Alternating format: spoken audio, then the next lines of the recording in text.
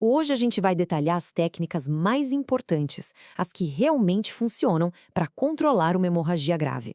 Tudo isso com base no que os maiores especialistas da área pré-hospitalar ensinam. Saber o que fazer na hora certa pode salvar uma vida. Então, vamos começar com uma pergunta bem direta, uma reflexão.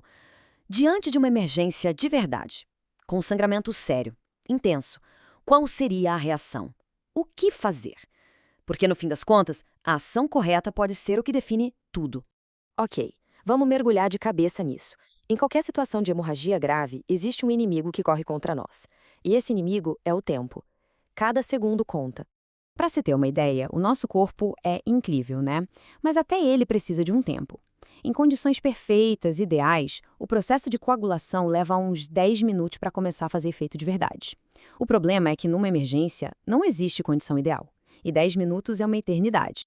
E é exatamente por isso que a gente precisa de uma técnica que qualquer pessoa pode usar em qualquer lugar. A mais fundamental de todas, a pressão direta. Esse é o ponto de partida. E como se faz? Olha, os passos são simples, mas precisam ser seguidos à risca. Primeiro, pega uma gaze, um pano limpo, o que tiver à mão. Coloca direto em cima do ferimento. E aí vem a parte mais importante. Aplicar uma pressão firme, constante e não tirar mais. É manter ali, firme, até a ajuda chegar. E aqui, ó, olha só, a gente tem o erro mais comum de todos, e é algo que precisa ficar muito claro. A gente tem aquela vontade de dar uma espiadinha, né? Ver se parou de sangrar. Mas não pode.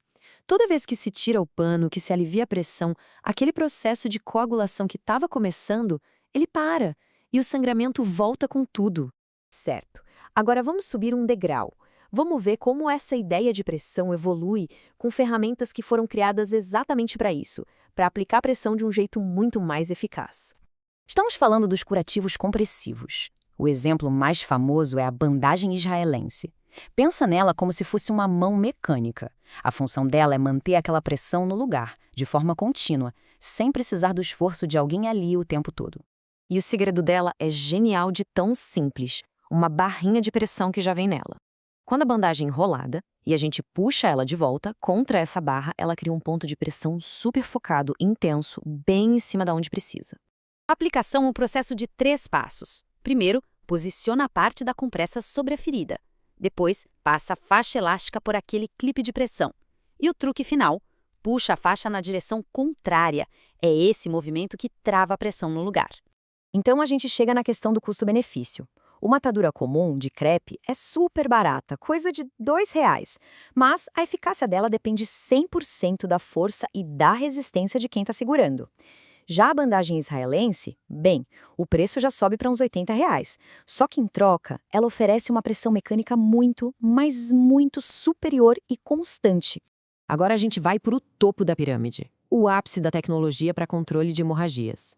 São ferramentas que nasceram nos ambientes mais extremos que existem, como o cenário militar. Esse é o torniquete juncional, ou SJT.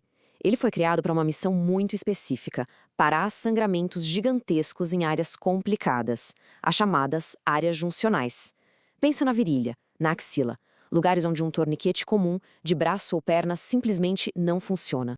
E para quem é treinado, o tempo de aplicação é uma coisa absurda, muitas vezes menos de 30 segundos. É incrivelmente rápido.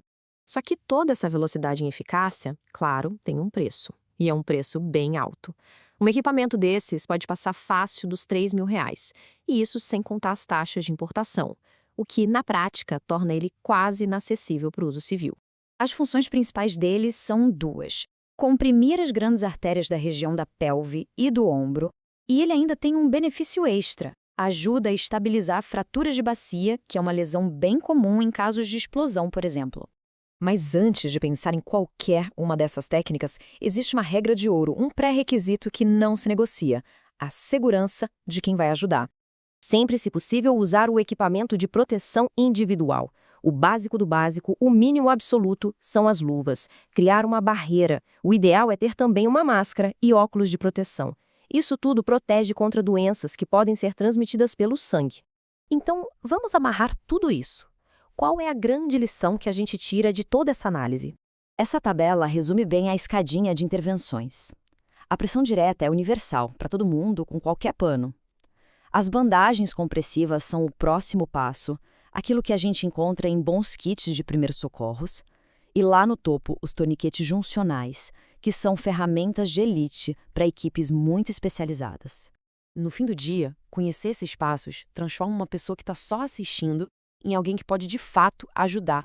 A preparação é o que separa o pânico de uma ação que pode salvar uma vida. A chave não é só ter a informação, mas estar pronto para agir.